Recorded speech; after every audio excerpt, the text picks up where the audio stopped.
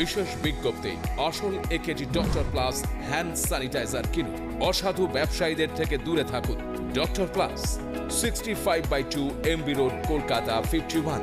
Doctor প্লাসের sanitizer কেনার সময় এই ঠিকানাটি দেখে কিনুন। সুস্থ থাকুন, সাবধানে থাকুন। নমস্কার, দেখছেন এই মুহূর্তের বিশেষ অনুষ্ঠান এবং ডক্টর প্লাসের এই যে বিশেষ অনুষ্ঠানে এখন আপনারা আমাদের সঙ্গে রয়েছেন, সেখানে কিন্তু দীর্ঘ বেশ কিছু সময় ধরে আমরা আলোচনা করছি কোভিড সতর্কতা নিয়ে।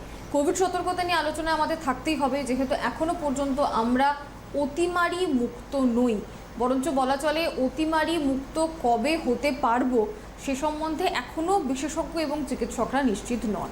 যদিও আমাদের দেশের পরিস্থিতি অনেকটাই ভালো, প্রায় স্বাভাবিক জীবন আমরা ফিরে এসেছি, কিন্তু এটা মনে রাখতে হবে বিশ্বজুড়ে বিভিন্ন জায়গায় নতুন করে সংক্রমণও ছড়াচ্ছে, যেরকমটা আমরা চীনের ক্ষেত্রে শুনেছি, কোরিয়ার ক্ষেত্রেও একটা অংশে শুনেছি।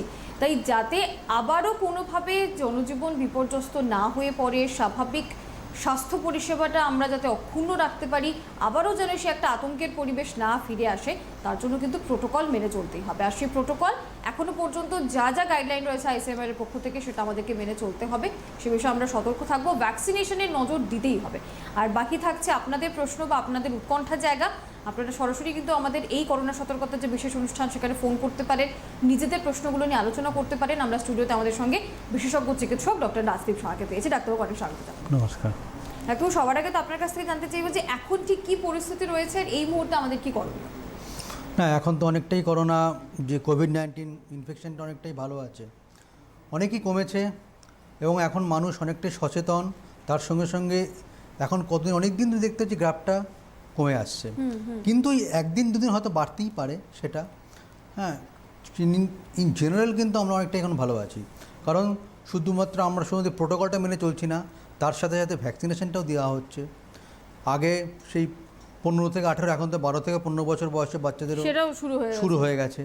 সুতরাং যারা যারা সাসেপ্টেবল, কারণ এখন স্কুল কলেজ তো খুলতেই হবে, তো এদের অবশ্যই মাস্ক তো পরবে, স্যানিটাইজার ইউজ করবে, তার সঙ্গে ভ্যাকসিনেশনও মাস্ট।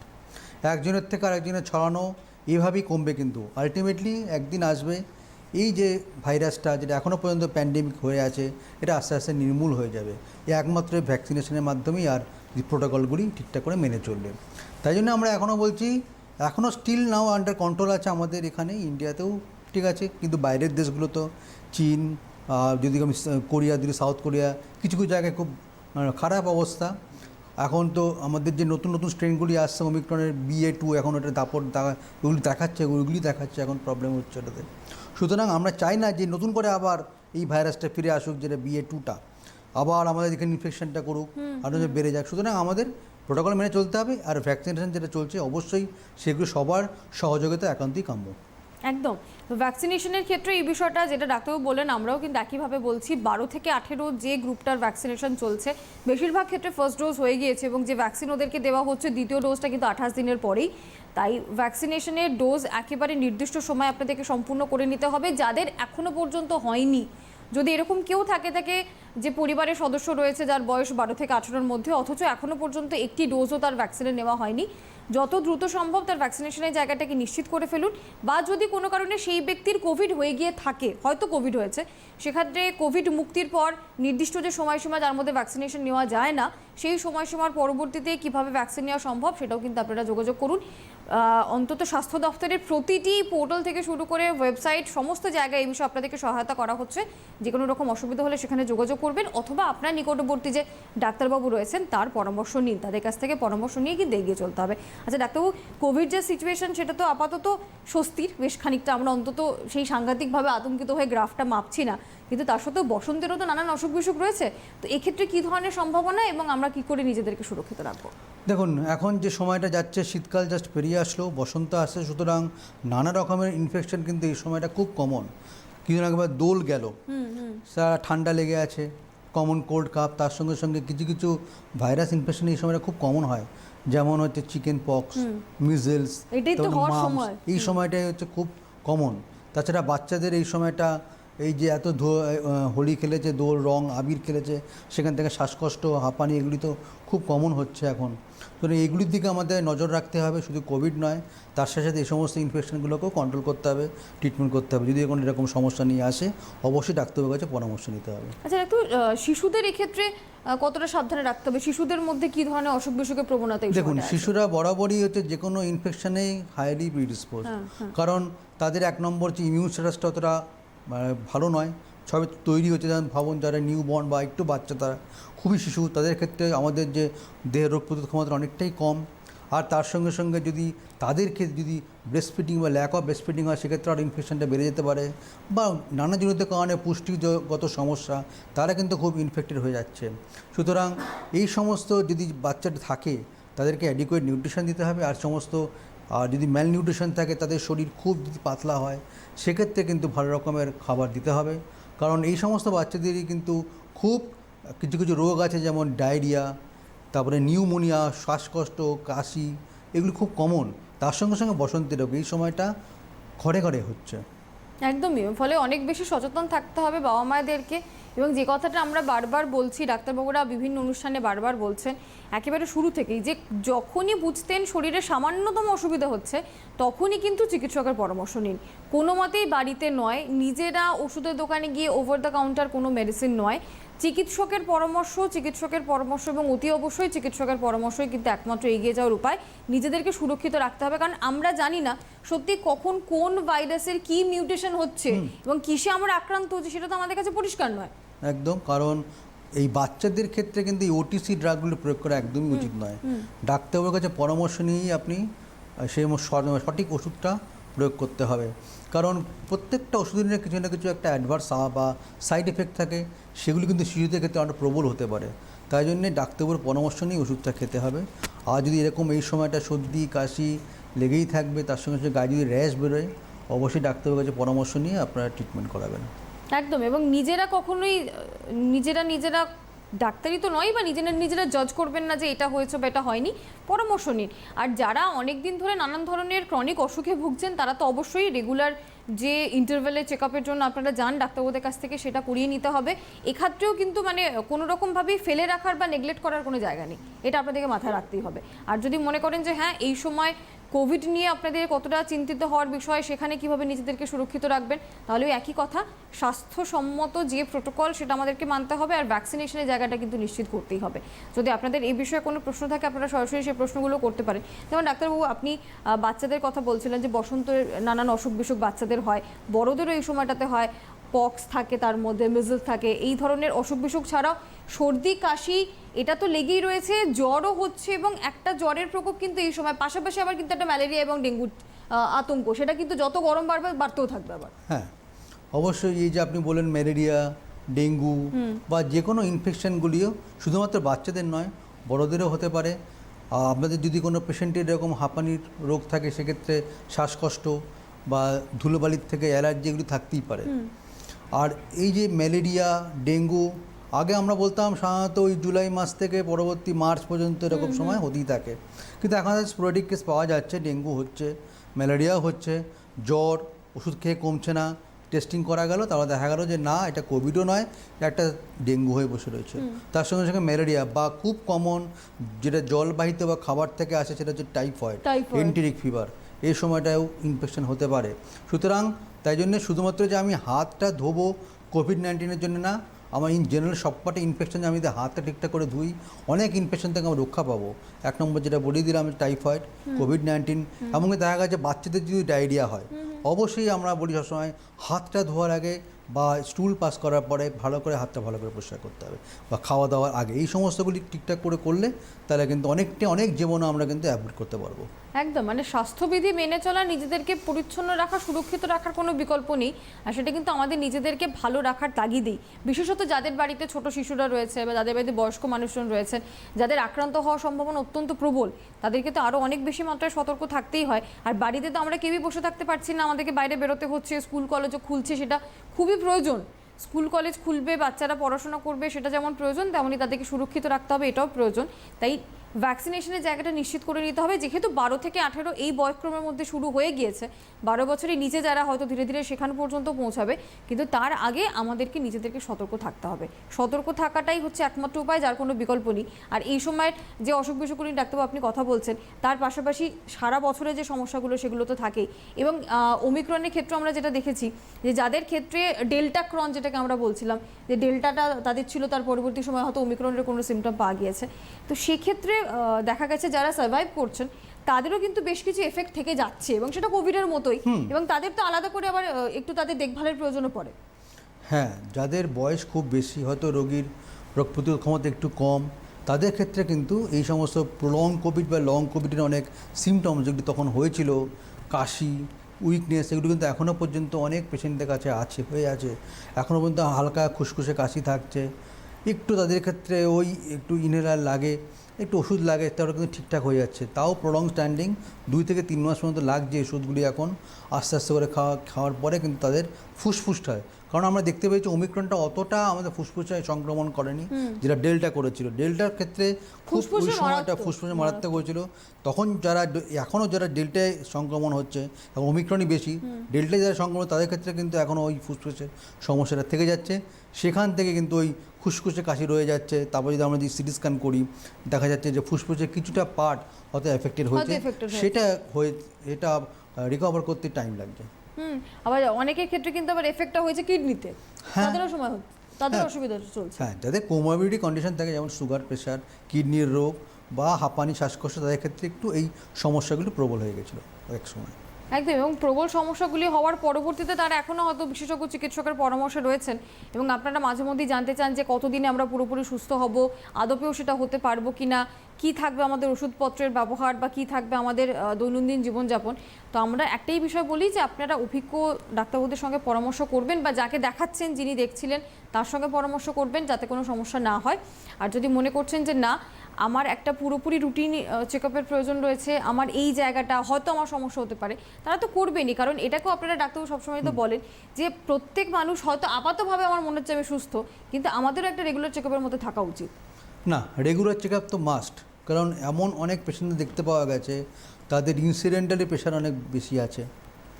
ধরুন কোনো একটা কারণে সে হাসপাতালে ভর্তি হয়েছে, কোনো অপারেশন করার সময় দেখা গেল তার সুগার অনেক বেশি, সে তখন চেক করেনি, সে জানেই না। এই দীর্ঘ যে 2 বছর যে কেটে গেল শুধু এই আমাদের কোভিড করে, কারণ অনেকেই হাসপাতালে যেতে পারেনি, ট্রিটমেন্ট করতে পারেনি, ডাক্তারবাবুর কাছে যেতে পারেনি এই কোভিড সংক্রমণের ভয়।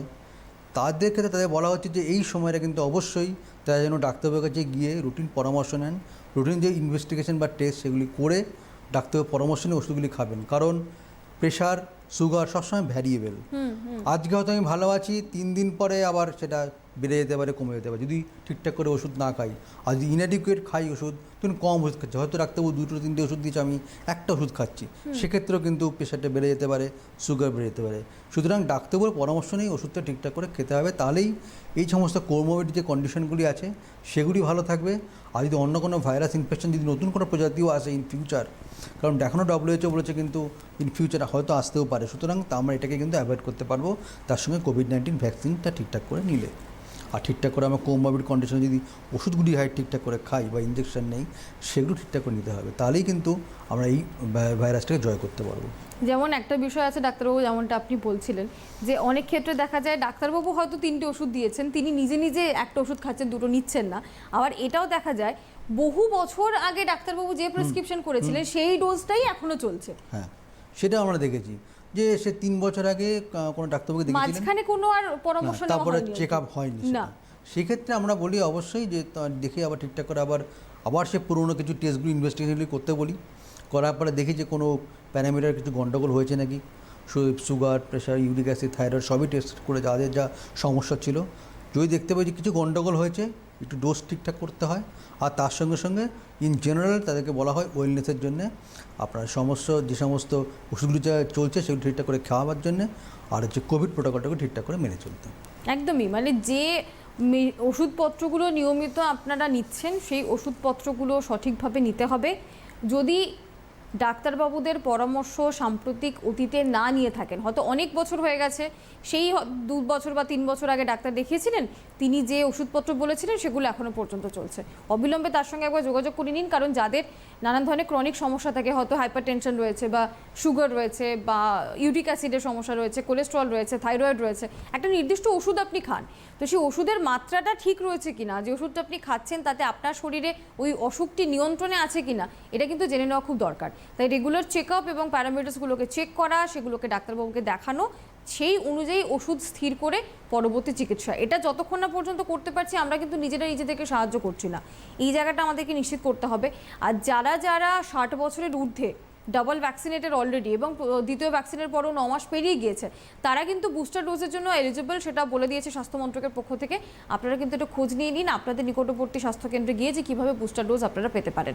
আর এরকমও কিন্তু আমরা ডাক্তার অনেক ক্ষেত্রে দেখেছি, এটা একটা পরিসংখ্যান বলছে, কোভিডের সময়ও প্রথম ডোজ যত বেশি সংখ্যক মানুষ নিয়েছেন, দ্বিতীয় ডোজের ক্ষেত্রে কিন্তু একটা বড়সড় অনীহা কাজ করছে, জানি না কেন, কিন্তু দ্বিতীয় ডোজের ক্ষেত্রে একটা অনীহা কাজ করছে, অনেকে কিন্তু এখনো পর্যন্ত নেননি, সময় পেরিয়েছে কিন্তু নেননি না, সেটা ব্যাপারটা অনেকেই নিয়েছে, কিন্তু যেটা অনেকের ক্ষেত্রে যেটা মনে হয়েছে যে প্রথম ভ্যাকসিনটা নেওয়ার পরে যদি কিছু অ্যালার্জি হয়তো হয়েছিল, একটু সর্দি কাশি জ্বর বেড়েছিল, আবার যে সেকেন্ড ভ্যাকসিন নেওয়ার সময় যদি বেড়ে যায়, যদি অ্যালার্জি হয়ে থাকে, কারণ এটা সাধারণ কোশ্চেন যে এই ভ্যাকসিনে অ্যালার্জি হবে কি হবে না, এই নিয়ে আমরা তো বলেছিলাম যে না, যদি আপনার যে ভ্যাকসিনের ইনগ্রেডিয়েন্টস সাথে কোনো অ্যালার্জি থাকে তাদের ক্ষেত্রে হবে, কিন্তু জেনারেল অ্যালার্জি থাকলে আপনার হবে না। কারণ ইন জেনারেল আপনি তো যদি যারা শ্বাসকষ্ট বা হাঁপানি বা অ্যালার্জির ওষুধ খেয়ে থাকে তারা তো ওষুধ খাচ্ছেই একসঙ্গে সঙ্গে, আর ইন জেনারেল বড়ো কিছু এটা করবে না প্রবলেম। আর সবসময় আমরা বলি ভ্যাকসিনেশন মাস্ট, কিন্তু ভ্যাকসিনটা নিলে এই রোগের থেকে 10% যা পরবর্তীকালে হবে না প্রিভেনশন, সেটা বলা যায় না। কারণ সেটা তো হয়েওছে এখনও পর্যন্ত তো আমাদের মামস বলুন, মিজলস বলুন, তারপরে হচ্ছে চিকেন পক্স বা আমাদের টিবি, এই সবই তো আমাদের এখানে খুব রোগ অনেকেরই হচ্ছে, তারা অনেকেই ছোটোবেলায় ভ্যাকসিন পেয়েছে, কিন্তু এই রোগটা হয়েও যাচ্ছে। সুতরাং যাদের ছোটোবেলায় মিজলস ছিল তারা আবার তো বড়োবেলায় একবার হয়েছে মিজলস হচ্ছে, তারা ভ্যাকসিনও নিয়েছে। সুতরাং কখনই বলা যাবে না যে একবার ভ্যাকসিন না পড়ে যে একদমই হবে না। আমি এরকম দেখতে পেয়েছি যে কাশি হচ্ছে, সে কোভিড টেস্টিং করাবে না, কারণ সে 2টো ডোজ নিয়েছে, তার সঙ্গে সঙ্গে প্রিকশন ডোজটাও নিয়েছে, সে কাশির জন্য হচ্ছে, কাশি কমছে না, তারপরেও তিনি নেবেন না, তারপরেও তিনি কোভিড টেস্টিংটা করাবেন। এগুলি কিন্তু নয়, আমরা বারবারই বলছি ভ্যাকসিন যদি নিয়ে থাকেন হয়তো কমপ্লিকেশনটা কমবে, কিন্তু 10% আপনি প্রিভেন্টেড নন।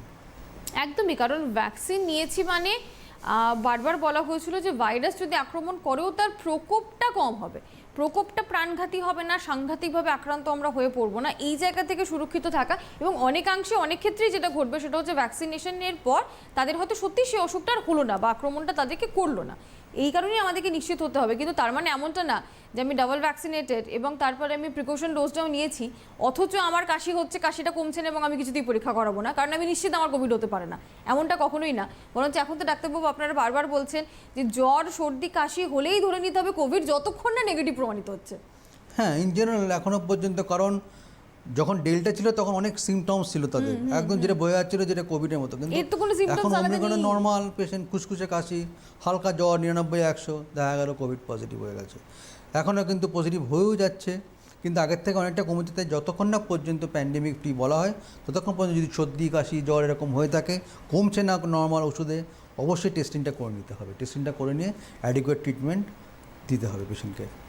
আর সেটাতে কিন্তু কোনো রকম নেগলিজেন্সি নয়। আর ভ্যাকসিনেশনের ক্ষেত্রেও কোনো রকম দেরি করলে চলবে না, বা ভ্যাকসিন নিচ্ছি নেব, দ্বিতীয় ভ্যাকসিনের প্রয়োজন নেই, প্রথম ভ্যাকসিনটাই যথেষ্ট না, এরকম কোনোটাই না। যা আমাদেরকে আইসিএমআর গাইডলাইন দিয়ে রেখেছে সেই গাইডলাইন আমাদেরকে কিন্তু ফলো করতেই হবে। আমি অন্য যে বিষয়টাতে যাবো ডাক্তারবাবু, সেটা হচ্ছে যে প্রচুর মানুষজন নানান ধরনের যে অসুখে ভোগেন, তার পাশাপাশি কিন্তু একটা বড় অংশের মানুষ থাকে যারা সচেতনই নন বা যারা জানেনই না তার শরীরে আদপেও কোনো অসুখ বাসা বেঁধেছে। এখন তো 30-এর আগে 40-এর আগেও প্রচুর মানুষের হাইপার টেনশন হয়ে যাচ্ছে, ডায়াবেটিস হয়ে যাচ্ছে, স্ট্রোক হচ্ছে, আমরা দেখছি কত কম বয়সে স্ট্রোক বেড়ে গেছে, হার্টে স্টেন্ট বসে যাচ্ছে 40-এর নিচে। কি করে আমরা সচেতন হতে পারি? মানুষ দেখুন আজ ব্যস্ত, কাজ করছে, লাইফস্টাইল অনেকটাই চেঞ্জ হয়েছে, সবসময় টেনশন, যারা বাড়ি থেকে কাজ করছে বা বাইরে কাজ করছে তাদের বসেদের চাপ, তা এমনি জেনারেল কাজের চাপ, সুতরাং সবাইকে যে ফুলফিল করার জন্যই অনেক নানান রকম, যেটা আমাদের আজ থেকে 30 বছর বয়সে যে রোগগুলি ছিল না, এখন খুব তাড়াতাড়ি হয়ে যাচ্ছে। 28 থেকে 28 বছরের মধ্যেই প্রেশার, কোলেস্টেরল বেশি, আবার কিছুদিন আগে দেখলাম 30 থেকে 35 বছরের মধ্যে স্টেন্টও বসে যাচ্ছে। হ্যাঁ, বসে যাচ্ছে। বুকে ব্যথা স্টেন্ট বসে গেল 30 থেকে 35 বছর বয়সে। এক্সেসিভ হয়ে গেল। কোলেস্টেরল, স্ট্রোক হয়ে গেল। স্মোকিং, অ্যালকোহলের এত এখন বেড়ে গেছে এই সমস্ত নেশাগুলি। সুতরাং আমাদের এখনই কিন্তু বাইরের দেশে তো অবশ্যই একদম রুটিন প্রোটোকল যে 30-35 ফিমেলদের মধ্যে হয়ে গেলেই মহিলাদের সবসময় সব কিছু অ্যাডিকুয়েট টেস্টিং করতে হবে। প্রিভেনশন হিসাবে অবশ্যই যে সমস্ত টেস্টিংগুলি করে দেখতে হয় সেগুলি প্যারামিটারগুলি দেখতে হবে। এখনও আমাদের সেগুলি করা উচিত। এখন কিছু কিছু যারা সচেতন তারা কিন্তু ঠিক 25 থেকে 26 বছর বয়সে অনেকে আসে, টেস্টিং করে। বা এখন অনেক বাইরের যে ল্যাবরেটরিগুলি আছে একদম সব টেস্টিং করে দিচ্ছে একটা নির্দিষ্ট টাকার বিনিময়ে। আর আমার গভর্নমেন্ট হসপিটালে সব টেস্টিং হচ্ছে। কিন্তু এগুলি একটু দেখে নেওয়া, নিজের প্রেশারটা চেক করা, সুগারটা দেখে নেওয়া, কারণ এই দুটোই হচ্ছে ঘাতক। কারণ আমি যদি সুগারটা ঠিকঠাক করে না চেক করি বা না ওষুধ খাই, তাহলে সেক্ষেত্রেও নানা রকমের কমপ্লিকেশন করতে পারে, সেখান থেকে জীবন ঘাতক হয়ে যেতে পারে। সুতরাং প্রেশার কন্ট্রোল, কিডনি কন্ট্রোল, আর তার সঙ্গে সঙ্গে সুগারটা যদি ঠিকঠাক করে কন্ট্রোল করতে পারি, তাহলে কিন্তু আমরা বড় অনেক, শুধুমাত্র এই 3টে রোগ না, অন্যান্য অনেক রোগকে এড়িয়ে চলতে পারবো। একদম। আর এখন তো সাম্প্রতিক মহামারী হচ্ছে অ্যাংজাইটি, ডিপ্রেশন এবং টেনশন। অবশ্যই এত দ্রুত ছড়াচ্ছে বলার না। অ্যাংজাইটি, টেনশন, কাজের চাপ, ফুলফিল ডোজ দিন হয়তো যা দেওয়া হয়েছে টার্গেট তা ফুলফিল না করতে পারা, টেনশন, এগুলোতেই কিন্তু বেড়ে যাচ্ছে। অ্যাংজাইটি, হতাশা, সেক্ষেত্রে কিন্তু অনেক রকমের, শুধুমাত্র অ্যাংজাইটির জন্য শুধু ওই ঘুমের ওষুধ খেতে লাভ নেই, তার সঙ্গে সঙ্গে এই সমস্ত প্যারামিটারগুলোও বাড়ে। সে রাত জেগে কাজ করছে, সেক্ষেত্রে প্রেশার বাড়ছে, সুগার বাড়ছে, নানাবিধ সমস্যা আছে তার দেহে। সুতরাং ডাক্তারবাবুর কাছে দেখিয়ে পরামর্শ নিয়ে ওষুধগুলি খেতে হবে। তার জন্য নিয়মিত চেক আপ, সেই একই জায়গাতে আমরা থাকবো যে নিয়মিত চেক আপ, ডাক্তারবাবুদের সঙ্গে পরামর্শ। আর এখন তো সুবিধা হয়েছে, এখন আর এই জায়গাটাও কিন্তু চলবে না যে ডাক্তারবাবুদের কাছে যোগাযোগ আমরা কী করে করবো, কারণ বেশিরভাগ এটা এখন অনলাইন কনসালটেশন অ্যাভেলেবেল থাকছে। ডাক্তারবাবুরাও অনলাইনে চিকিৎসকদের চিকিৎসা পরামর্শ দিচ্ছেন এবং আমরাও তাদের সাথে যোগাযোগ করে নিতে পারছি। পরীক্ষা নিরীক্ষা সবটাই এখন অনেক বেশি সহজ এবং সহজলভ্য।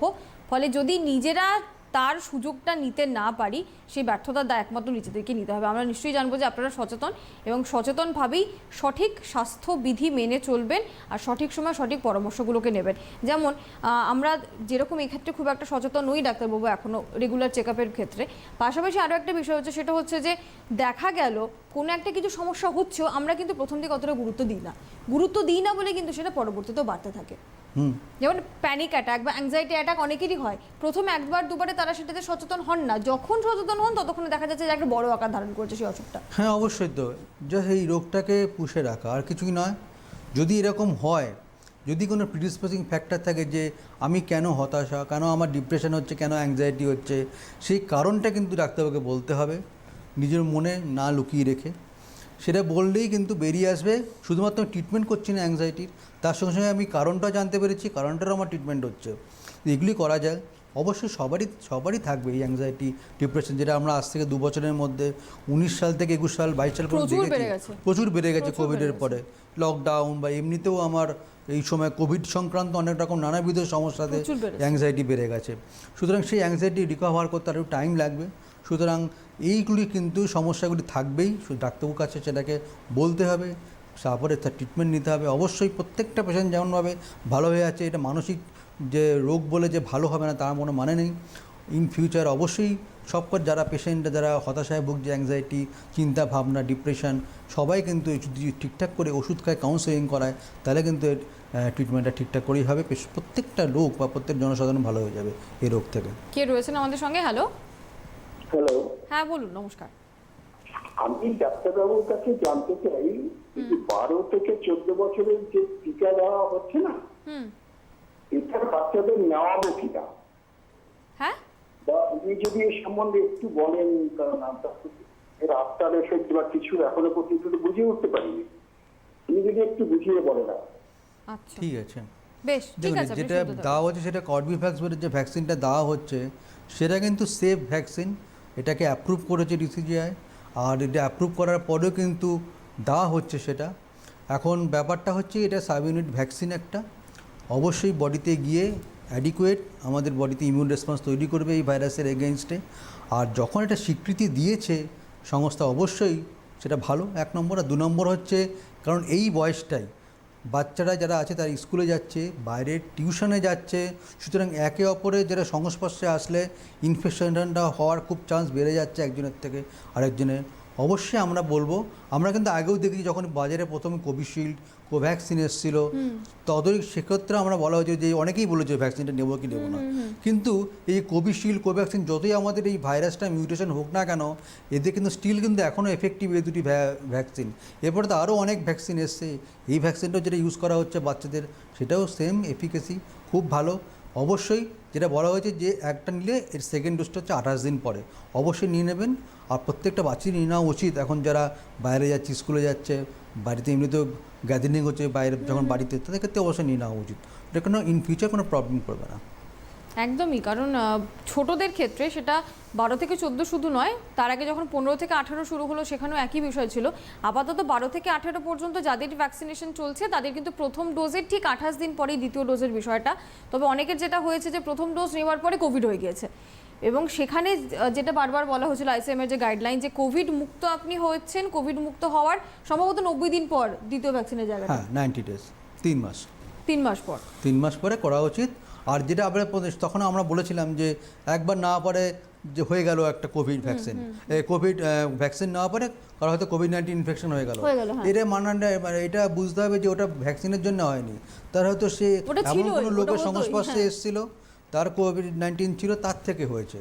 ভ্যাকসিনের সঙ্গে আমি এমনিতেও বলি যে একটা ভ্যাকসিন কিন্তু কখনোই পরিপূরক নয়, যে মাত্র ওই আপনার ধরুন 40 থেকে 50% প্রোটেকশন দেবে। যদি আপনি দুটো ভ্যাকসিন নিয়ে থাকেন সেক্ষেত্রে 85 to 90% প্রোটেকশন। আর এখন যেটা প্রিকশন ডোজ, বুস্টার ডোজ যেটা দেওয়া হচ্ছে, অবশ্যই তার সঙ্গে সঙ্গে অনেক মেমোরি সেল তৈরি করার জন্য দেওয়া হচ্ছে। তবে 100% নয়, একদম 100% নয় যে এটা ইনফেকশন করবে, প্রিভেন্ট। সুতরাং কিছুটা পার্সেন্ট থেকেই যায় যে চান্স ইন ফিউচার হওয়ার জন্যে। তাই ক্ষেত্রে তাদের জন্য আমাদের WHO বলে দিচ্ছে যে এখনও পর্যন্ত স্টিল নাও ভ্যাকসিন না পরে সেই সমস্ত প্রোটোকলগুলি মেনে চলতে হবে, যেগুলি একদম 2019 সাল থেকে বলে আসছে WHO, যে 3টে জিনিস এখনও পর্যন্ত ঠিকঠাক করে মেনে চললে আপনি কিন্তু ইন ফিউচার এই ভাইরাসের এগেনস্টে আপনি অনেকটাই প্রোটেকশন নিতে পারবেন বা লড়াই করতে পারবেন। হ্যাঁ, কারণ এছাড়া তো আমাদের আর কিছু করণীয় নেই। আমরা তো কিছুতেই প্যান্ডামিক মুক্ত বলে নিজেদেরকে ঘোষণা করতে এখনো পারছি না। যখনই হচ্ছে তখনই ভাইরাসের একটা নতুন মিউটেশন আমাদের সামনে চলে আসছে। সম্প্রতি যেমন চীন এবং কোরিয়াতে আবার নতুন করে সংক্রমণ ছড়িয়েছে। যদিও আমরা চাইবো পরিস্থিতি স্বাভাবিক হয়ে যাক এবং যত দ্রুত সম্ভব আমরা এর থেকে মুক্ত হতে পারি, কিন্তু এই স্বাস্থ্যবিধি মেনে চলার যে বিষয়টা বা এই প্রোটোকলের সঙ্গে অভ্যস্ত হয়ে পড়া, এটা যদি আমরা না করতে পারি, কোভিড তার একমাত্র ভাইরাস নয় ডাক্তারবাবু। আমরা তো জানি না যে পরবর্তীতে কি হতে চলেছে।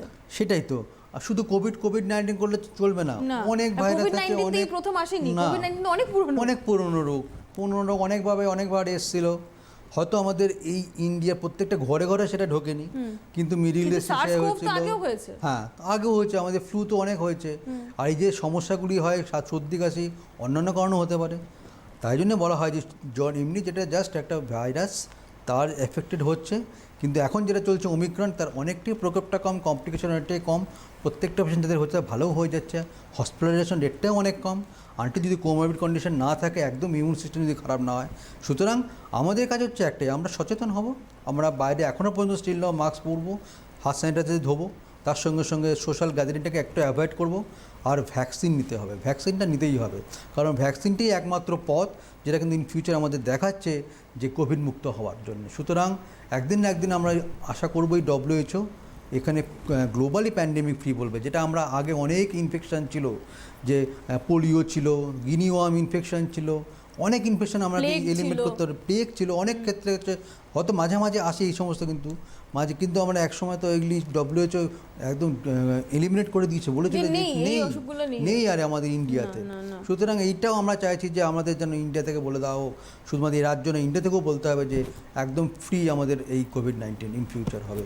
কারণ এমনিতে এখন বেশি দূরে না, সারা বিশ্বে বিভিন্ন দেশে এখনো পোলিওর প্রকোপ থাকলেও ইন্ডিয়া কিন্তু পোলিও ফ্রি, আমাদের কিন্তু এখন পোলিও নেই, ইন্ডিয়া পোলিও ফ্রি। তো সেরকম পৃথিবীর কয়েকটি জায়গায় কিছু অনুন্নত জায়গা এখনো পর্যন্ত আছে, ওই ভ্যাকসিনেশনের মাধ্যমে। সুতরাং আমরা বারবার এই ভ্যাকসিনটাকে জোর করে দিচ্ছি যে ভ্যাকসিন নিন। ভ্যাকসিনটা নিতেই হবে, তবেই গিয়ে সেই এর হাত থেকে মুক্তির একটা জায়গা তৈরি হবে আমাদের, এবং ঠিক যেরকমভাবে আমাদেরকে গাইড করা হবে সেইভাবে আমাদের চলতে হবে।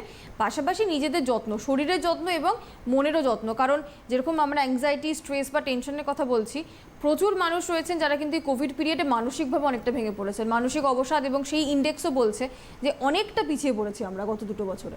অবশ্যই অনেকটাই হয়েছে, কারণ এক হচ্ছে কোভিড-19 সংক্রান্ত সমস্যা, একজন হিউম্যান বিং তাদের বাড়ির চিন্তা, বাড়ির যারা আছে লোকজন, হয়তো কেউ হয়তো খুব ছোট আছে বাচ্চা বয়সের, কেউ হয়তো খুব বড় বয়স্ক তার বাবা মা, তাদের চিন্তা, তাদের নিজের উপার্জনের চিন্তা, কারণ ওই সময় লকডাউন হয়ে গেছিলো, তাদের অনেকে বাড়ি থেকে করতে হয়েছিল, অনেকে লকডাউনে তাদের কাজ হারিয়েছেন, চাকরি হারিয়েছেন, সব মিলিয়ে কিন্তু অনেকটা অ্যাংজাইটি প্রবলেম ওই সময়টা হয়েছিল। স্টিল নাও এই লকডাউনের পরে যে আমাদের যে পলিটিক্যাল এই অর্থনৈতিক যেটা ইকোনমিক্যাল যে ব্যাপারটা আছে অনেকটাই রিকভারি করতে টাইম লেগেছে, সুতরাং সব মিলিয়েই অ্যাংজাইটি, ডিপ্রেশন এগুলি খুব কমন। সুতরাং একদিন না একদিন আসবে অবশ্যই, এগুলি সব তো ওভারকাম করবেই সবাই। তার সঙ্গে সঙ্গে আমাদের দেশ থেকে অবশ্যই ভাইরাসটা চলেও যাবে, ওয়েট করছি। শুধুমাত্র এখন ভ্যাকসিনেশনটার উপর জোর দেওয়া হয়েছে, ভ্যাকসিনেশনটা নিলেই কিন্তু, আর তার সঙ্গে কোভিড যে প্রোটোকলগুলি মেনে চলতে পারলেই ভাইরাসটা মুক্ত হবে।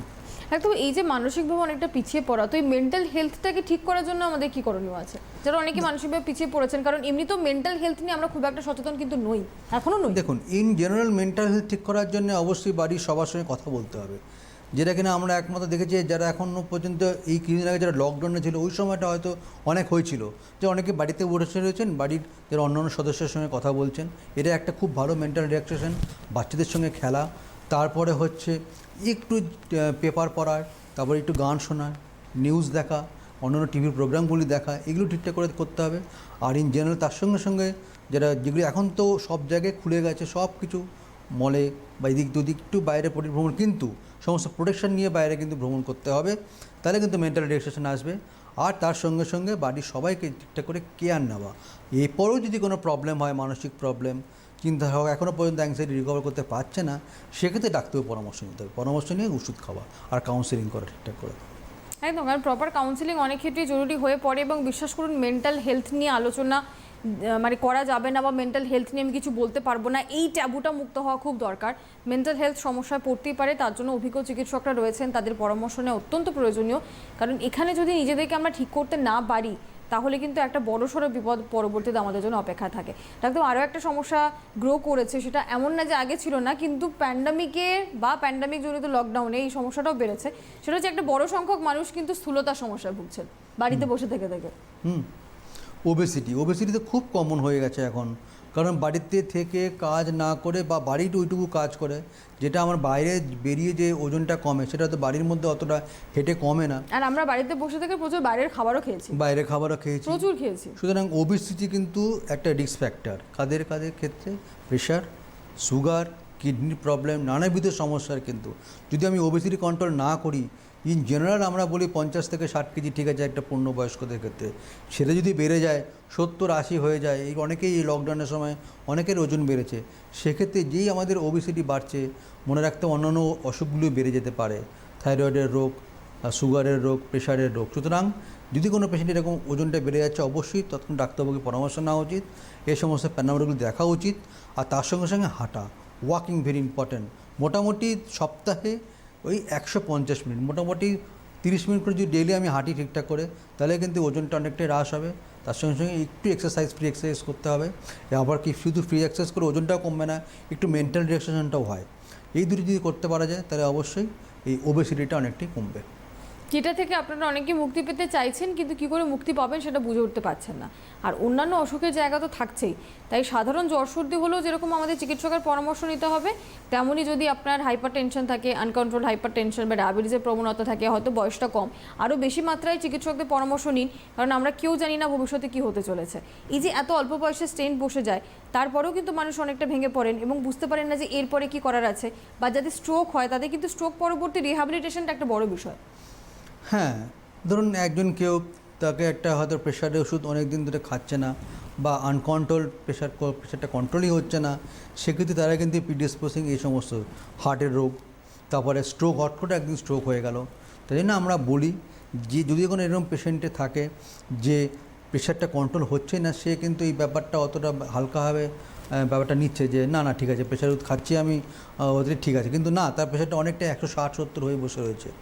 সেক্ষেত্রে কিন্তু ইন জেনারেল ইন ফিউচার সেটা আমার হয়ে যেতে পারে স্ট্রোকের প্রবলেম, হার্টের প্রবলেম। তাদের হয়তো স্ট্রোকের ট্রিটমেন্টও হলো, হার্টের স্টেন্টও বসলো, তারপরে বাড়িতে আসার পরেও কিন্তু একটা মেন্টাল সাপোর্ট দিতে হয়, রিহ্যাবিলিটেশনের দরকার অবশ্যই হয়, কারণ তার সঙ্গে একটু আমাদের এই ফিজিওথেরাপি দরকার হয় যদি স্ট্রোকের প্রবলেম হয়। সব মিলিয়ে কিন্তু একটু টাইম সাপেক্ষ ব্যাপারটা, 15 দিন 30 দিন মাত্র। আর যদি স্ট্রোক হয় সেক্ষেত্রে একটু বেশি হয়, 2.5 থেকে 3 মাস। কিন্তু পিছনে দেখা যায় যদি ঠিকঠাক করে রিকভারি করতে পারে, ফিজিওথেরাপি না হয়, তাহলে কিন্তু অবশ্যই পেশেন্ট ইন ফিউচার ভালো হয়ে যায়। তবে ডাক্তারবাবু এই মানে কোভিডের সময়ে দুটো জিনিস হয়েছে। এক হচ্ছে অনেকের বক্তব্য যে তাদের একটা অ্যাস্থমার টেন্ডেন্সি ছিল বা শ্বাসকষ্টের টেন্ডেন্সি ছিল, তারা তো সমস্যায় পড়েইছেন। আর যাদের কখনো ছিল না কিন্তু কোভিড থেকে সেরে এসেছেন, আর একটা ইনহেলার সঙ্গী হয়ে গেছে। অবশ্যই অনেকেই দেখতে পায় যে কোভিডের পরে একটা কোভিড হয়তো নিউমোনিয়া হয়েছে, তারপর ইনহেলার লাগছে। না, ইনহেলার কিন্তু ইন জেনারেল এটাকে অনেকেই ভাবে যে না ইনহেলার তো খারাপ জিনিস। শুধুমাত্র তাই নয়, এমনকি আমরা এটাও দেখেছি বাচ্চাদের ক্ষেত্রে, যখন কোনো বাচ্চাদের মনে হচ্ছে যেটা অবশ্যই ইনহেলারই একমাত্র কমবে, কোনো ওষুধ কমবে না, হ্যাঁ তারা বাড়ি থেকে মারা দিতে চান না। কিন্তু ইনহেলার কিন্তু যদি কোনো বাচ্চাদের লাগেও, বড়দের লাগে তারা তো নিচ্ছেই। আর যদি বাচ্চাদের ক্ষেত্রে লাগে তাদের কিন্তু বাবা মাকেই বোঝাতে হবে যে এইটাই একমাত্র তাদের রোগ প্রতিরোধ, তার সঙ্গে সঙ্গে রোগ যে সমস্ত যে প্রবলেমগুলি হয় তাদেরও ট্রিটমেন্টের একটাই উপায় হচ্ছে ইনহেলারটা করে এমন হয়তো এর ইন ফিউচার দিন আসে, বা অনেক ক্ষেত্রে অনেক যারা পেশেন্ট যাদের চাইল্ডহুড অ্যাজমা থাকে তাদেরকে বলা হয় ওই ইনহেলার নিয়ে স্কুলে যেতে।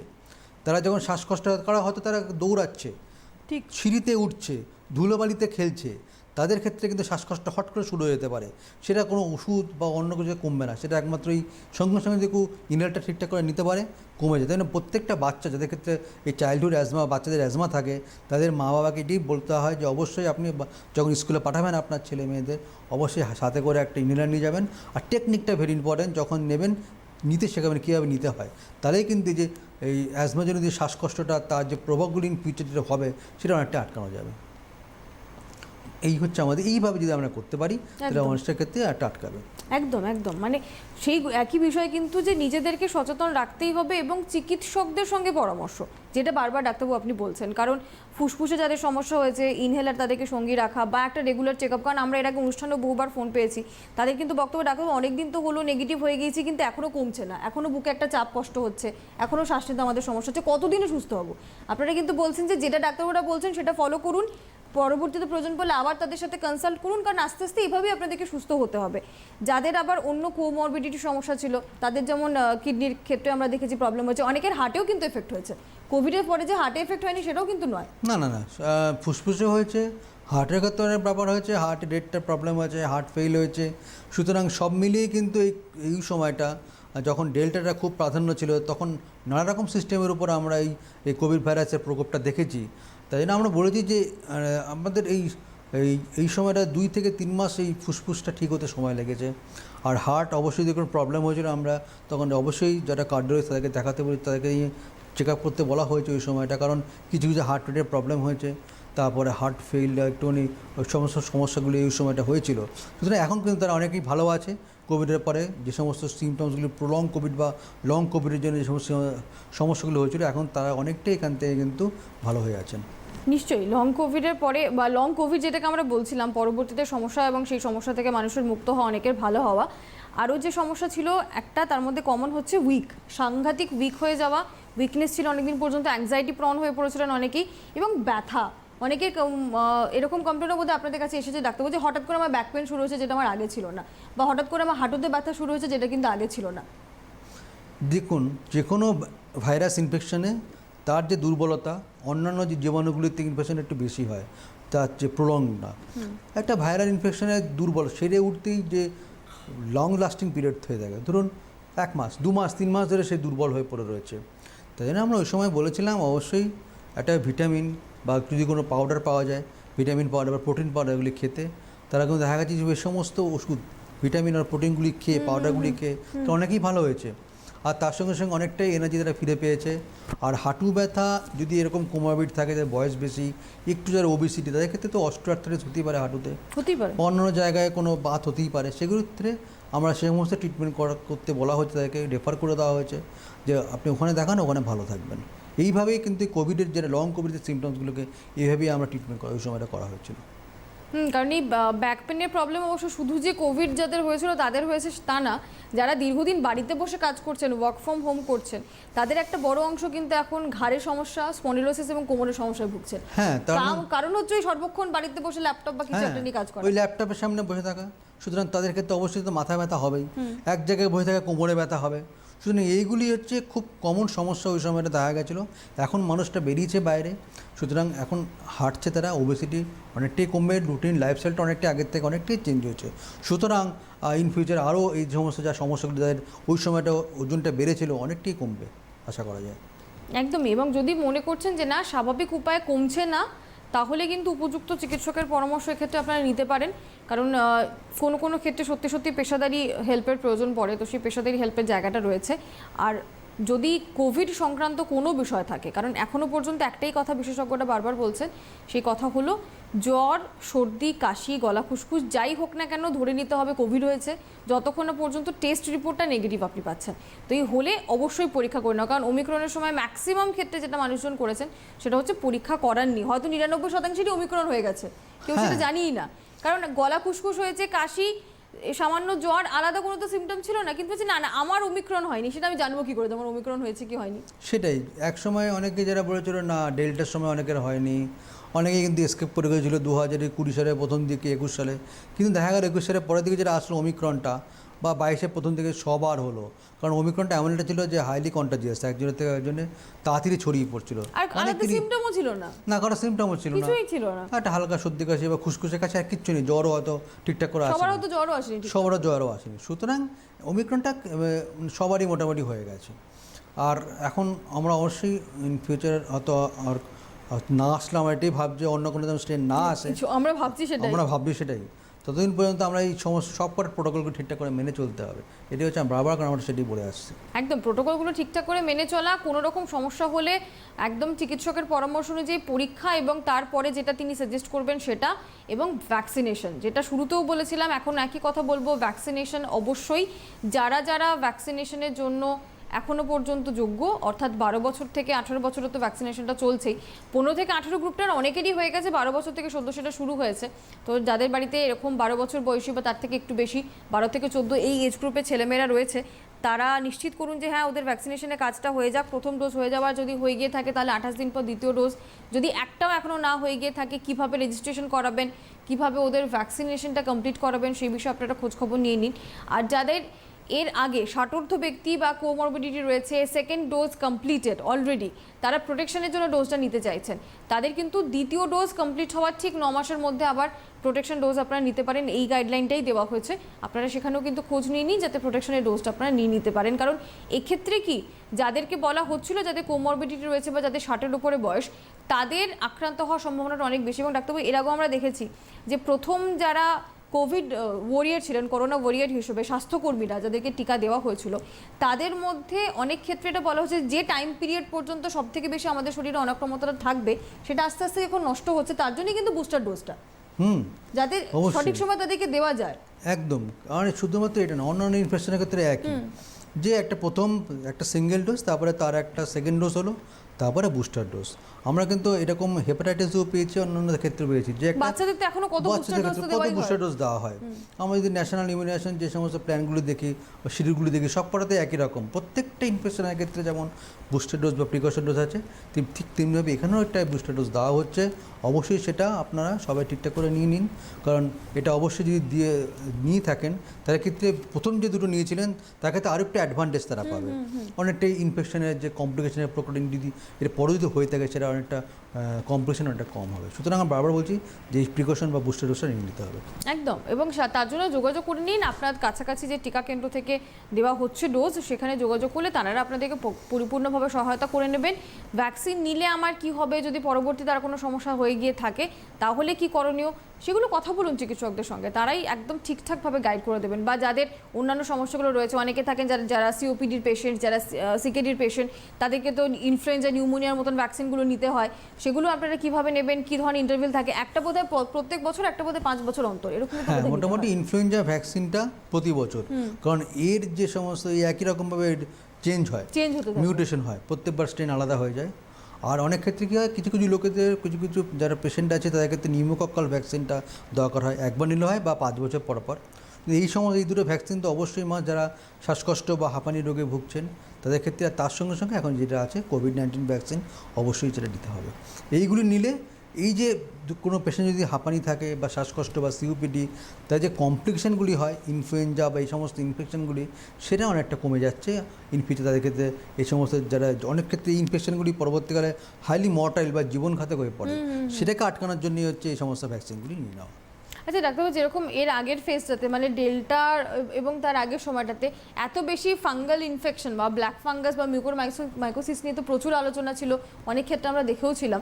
ওমিক্রনে যদিও সেই ধরনের কোনো বিষয়বস্তু সামনে আসেনি, কিন্তু আমরা কি মনে করতে পারি যে না, আবার পরবর্তীতে যদি কোনো রকম ভাইরাস অ্যাটাক হয় বা আক্রান্ত হওয়ার ঘটনা ঘটে, তাহলে এই ধরনের ফাঙ্গাল কোনো ইনফেকশন হবে না? আমরা তো নিশ্চিত হতে পারি না। না, নিশ্চিত হতে পারি না, কারণ কি করে সেফ থাকবো তাহলে? কীরকম তখনই ফাঙ্গাস ঢুকবে, আর ওই যে মিউকর বা এরকম যে ব্ল্যাক ফাঙ্গাস বা এরকম ফাঙ্গাসগুলি কখন আসে, যখন আমার বডিতে একটা ইনফেকশন হয়ে আমাদের রোগ প্রতিরোধ ক্ষমতা কমে যায়, তখন এই সমস্ত ফাঙ্গাসগুলি আমাদের শরীরে বাসা বেঁধে ইনফেকশনগুলি করে। সুতরাং এখনও পর্যন্ত যে নতুন ওমিক্রনটা অতটা ভয়ানক নয় যে বডিতে ঢুকে ইমিউন সিস্টেমটা একদমভাবে নষ্ট করে দিয়ে যে একটা ভাইরাস আবার ফাঙ্গাস থেকে ইনফেকশন করবে, অতটা না।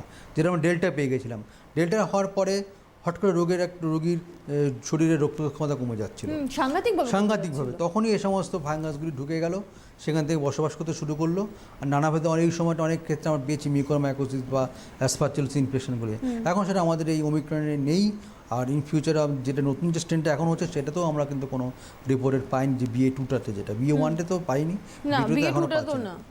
এখনো পর্যন্ত সেরকম কোনো বিষয় নেই। কিন্তু ওই যে সেই একই কথা বলতে হবে যে সচেতন থাকতে হবে, সেখানে কিন্তু কোনো রকম ঢিলেমি নয়, কারণ আমরা জানি না কখন আবার ভাইরাস তার চরিত্র পাল্টে ফেলবে, কখন নতুন মিউটেশন হবে এবং তার পরবর্তী রেজাল্টটা কি হতে পারে। কারণ আমরা কিন্তু প্রথম ঢেউ পেরিয়ে যাওয়ার পর দ্বিতীয় ঢেউয়ের ক্ষেত্রে অনেকটাই ক্যাজুয়াল ছিলাম বলে কিন্তু এতটা মারাত্মক হয়েছিল। তুলনায় বলা ভালো যে আমরা ওমিক্রনের ক্ষেত্রে অতটা অসাবধান ছিলাম না, ফলে মর্টালিটি রেটটা কিন্তু অনেকটা কম ছিল। ওমিক্রনে সত্যি প্রাণহানির ঘটনা অনেক কম, কারণ তাই জন্য আমরা এখনও বলছি এই সময়টা আমরা এই অনুষ্ঠানের মাধ্যমে বলতে একটাই আমাদের ইন্ডিকেশন, সেটা এখনও পর্যন্ত কিন্তু আপনারা যে এই যে এখন নেই, কেস খুব কমে গেছে, সবাই অনেকে ভ্যাকসিনেশন নিচ্ছে না, এটা কি বারবার বলার জন্য না, কেস হয়তো ইন ফিউচার হয়তো আসতে পারে, কারণ WHO বারবারই বলছে যে ইন ফিউচার আমরা কিন্তু এখনো না, এখনো পর্যন্ত আমরা প্যান্ডেমিক ফ্রি নই।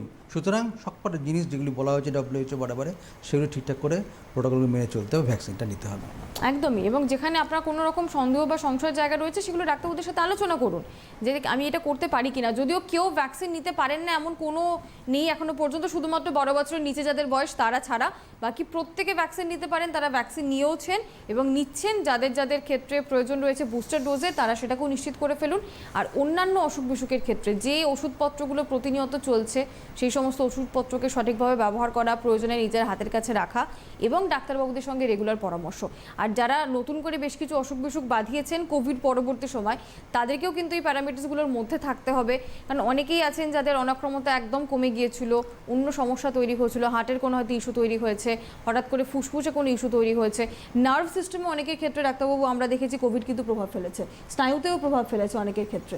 হ্যাঁ, স্নায়ুতে হতে পারে, কিছু কোনো পেশেন্ট হয়তো এসেছিল হাত বা ঝিনঝিন করছে, নার্ভের প্রবলেম, নিউরোপ্যাথি, এরকম সমস্যাগুলো অনেকেই নিয়ে এসছে। তবে অনেকটাই কম আমাদের এই ফুসফুস বা হার্ট এদের সংক্রমণের তুলনায় এগুলি কিন্তু অনেকটাই কম অনেকেই। আর তার সঙ্গে সাইকাট্রিক প্রবলেম অনেকে নিয়ে এসেছিলো, কিন্তু পিওর যে নার্ভের যে প্রবলেমগুলি ছিল অনেকটাই কম এসেছিলো এই সময়টা। তবে এসেছিলো 2-1 পেশেন্ট হয়তো বলেছিল যে হাত পা ঝিনঝিন করছে একটা জায়গায়, যেটা মনে হচ্ছে প্রচণ্ড ব্যথা একটা জায়গায়, সেগুলো অনেকে কমপ্লেন করেছে, কিন্তু মেজর কিছু নয়। এগুলি আমরা ওই 1 মাস 1.5 মাস কিছু ওষুধ দিয়ে অনেকটাই কিন্তু পেশেন্ট ভালো হয়ে গেছে, এখনও ভালোই আছে পেশেন্ট, অন্য কোনো সমস্যাগুলি করছে না। আচ্ছা, তো কোভিড কি কোনোভাবে স্মৃতির উপর আমাদের প্রভাব ফেলেছে কি? দেখুন, স্মৃতির উপরে কিন্তু অতটা নয়। অন্যান্য যে সমস্ত কিছু ভাইরাস আছে যারা পিওরলি কিছু নার্ভের প্রবলেমগুলি করে, যেমন একটা ইম্পর্টেন্ট হচ্ছে HIV ইনফেকশন, এইডসে যেটা দেখতে পাওয়া যায়, অনেকের স্মৃতিভ্রংশ হয়ে যায়, ডিমেনশিয়া হয়ে যায়। আচ্ছা, কিছু কিছু মানে আছে, এইডস থেকে ডিমেনশিয়া? হ্যাঁ হতে পারে। কিছু কিছু আছে, কিছু একটা একদম নতুন রকমের একটা ইনফেকশন হয় প্রায়ন বলে, সেখানেও কিন্তু আমাদের স্মৃতিভ্রংশ হয়।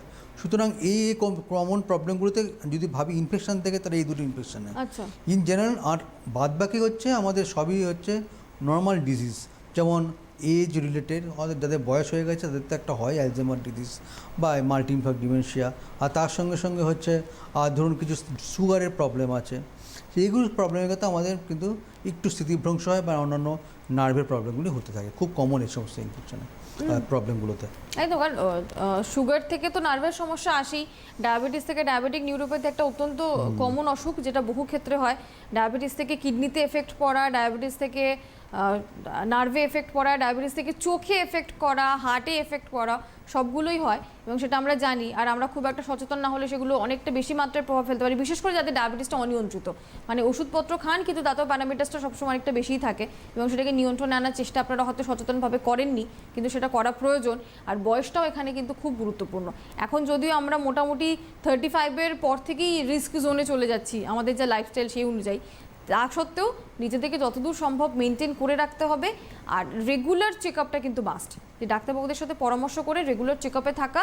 সিডেন্টারি লাইফস্টাইল যাদের আছে বা যাদের রিস্ক ফ্যাক্টর আছে, হয়তো বাড়িতে একাধিক মানুষের এই ধরনের ক্রনিক কোনো অসুখ আছে, তাদের তো অনেক বেশি রিস্ক বেড়েও যায়।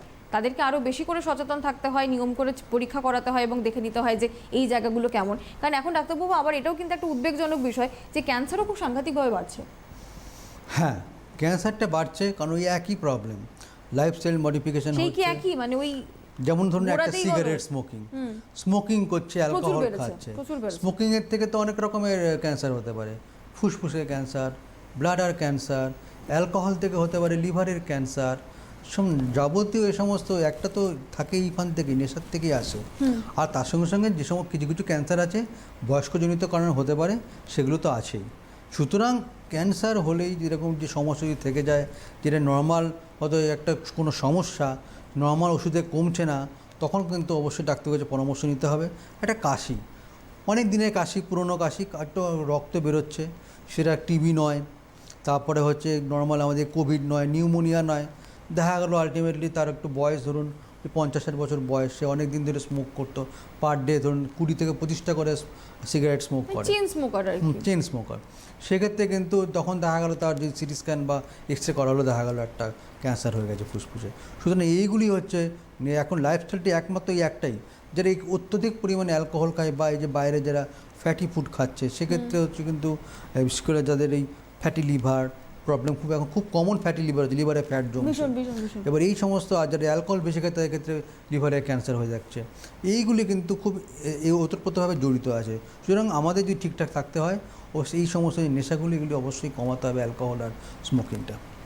এখানে কমাতে হবে। আর আমরা সত্যিই জানি না যে কার ক্ষেত্রে কোন ধরনের বিষয়টা শেষ পর্যন্ত প্রাধান্য পাবে। যেরকম আপনি লিভারের কথা বলছিলেন যে অতিরিক্ত মদ্যপান থেকে লিভারে ক্ষতি হয়, লিভারে ক্যান্সার, সিরোসিস অফ লিভার, এটা আমরা জানি ভীষণ কমন, অনেক মানুষের ক্ষেত্রে হয়ে থাকে। বা গলার ক্যান্সার, শব্দযন্ত্রের ক্যান্সার, ফুসফুসের ক্যান্সার, এগুলো তো প্রচণ্ড পরিমাণে বেশি। ফুসফুস এবং লিম্ফ নোডের ক্যান্সার ভারতে উদ্বেগজনকভাবে বাড়ছে এবং তার পিছনে একটা বড় কারণ অবশ্যই স্মোকিং হ্যাবিটস। কারণ আমরা জানি এমনিতেই দক্ষিণ এশীয় কান্ট্রিগুলোতে স্মোকিং হ্যাবিটস অনেক বেশি, এখন আগের তুলনায় অনেকটাই বেড়েছে। আর সেটা আবার যেটা সাংঘাতিক সেটা হচ্ছে ইয়াং গ্রুপের মধ্যে এটা অনেক বেশি মাত্রায়। অনেকেই কিন্তু আবার ড্রাগ অ্যাডিক্টও থাকে, সেখানেও একটা বড়সড় বিষয়। সেখানেও কিন্তু ওই টার্গেট ক্রাউড কিন্তু মোটামুটি 25 থেকে 45, এটাই।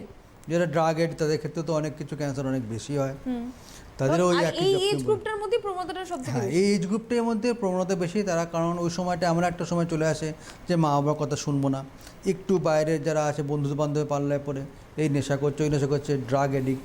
সেক্ষেত্রে কিন্তু অনেকটা ক্ষেত্রেই নর্মাল ইনফেকশন হতে পারে বা অন্যান্য রোগ, ইনফেকশন না অন্য কোনো রোগও হতে পারে। আর তার সঙ্গে সঙ্গে এই যে ক্যান্সারগুলি যে খুব চায়, যে সময় একটু কম বয়সে হয়, সেগুলি কিন্তু হয়ে যাচ্ছে এই বয়সে। তার জন্য আমার কী করতে হবে, নিয়ন্ত্রণ রাখতে হবে। বাড়ির যারা মা বাবা আছে তাদেরকেও ঠিকঠাক করে দেখতে হবে তাদের সন্তানদের, যে এইভাবে এই পথে যেন না যায়। তাহলে কিন্তু এই সমস্ত ক্যান্সার প্রতিরোধ করতে পারি বা এই সমস্ত নেশার থেকে বা যে সমস্তগুলি ইনফেকশন বা অন্য কোনো রোগ হয় সেটা অনেকটাই কন্ট্রোল করতে পারবো। হ্যাঁ, বিশেষত যেরকম আমরা এই হ্যাবিটসগুলোর কথা বলছিলাম, নানান ধরনের ড্রাগস বা টোব্যাকোর হ্যাবিটস থেকে মুখ, গলা, শব্দযন্ত্রের ক্যান্সার ভারতে সব থেকে বেশি। প্রচুর পরিমাণে হয় বয়সজনিত কারণে, ডাক্তারবাবু বলছিলেন যেগুলো হয় তার মধ্যে প্রস্টেট একটা বড়সড় বিষয়। মহিলাদের ক্ষেত্রে সার্ভাইকাল ক্যান্সার প্রচুর পরিমাণে ঘটে, ব্রেস্ট ক্যান্সার তো আছেই। এগুলো যেরকম ফ্যামিলি হিস্ট্রি দিক থেকে আসতে পারে, নিজেদের পরীক্ষা করে নেওয়া দরকার, এগুলো কিন্তু অনেক আগে থেকে চাইলে মানুষ সচেতন হতে পারেন, সেই জায়গাটা আছে। কিন্তু আমরা নই, বা আমরা ছোটোখাটো বিষয়গুলোকে যখন প্রথম শরীর আমাদের জানান দেয়, আমরা সেই অ্যালার্মটা ধরি না, অ্যালার্মিং সাইনটাকে আমরা মিস করে যাই, পরবর্তীতে কিন্তু সমস্যা হয়। যেরকম এই একই বিষয় কিন্তু স্ট্রোক বা হার্ট অ্যাটাকের ক্ষেত্রেও আছে, শরীর কিন্তু জানান দেয়, শরীর যে হতে জানাবে। চলেছে। হ্যাঁ, এবার হচ্ছে কি, যেটা এমনি অর্থ বললেন যে ওয়েস্টার্ন কান্ট্রিতে কিন্তু ওই প্রত্যেকজন মহিলাদের কিন্তু ওই 30 থেকে 35 বছর বয়সে সব টেস্টিং করে দেওয়া হয়, এই সার্ভিক্যাল ক্যান্সার আর তার সঙ্গে যে ব্রেস্ট ক্যান্সার, এটাকে প্রিভেন্ট করার জন্য, প্রতিরোধ করার জন্য। ঠিক তেমনিভাবে সবচেয়ে কমন মহিলাদের মধ্যে, খুব কমন। আর পুরুষদের মধ্যে হচ্ছে একটু বয়স হলে, যেটা আপনি বললেন প্রস্টেট ক্যান্সার, এখন অনেক পেশেন্টকে আমরা পাই যে তার সঙ্গে একটা ইউরিন দিয়ে রক্ত বেরোচ্ছে, কোনো ব্যথা নেই, কিছু নেই, কিন্তু রক্ত বেরোচ্ছে।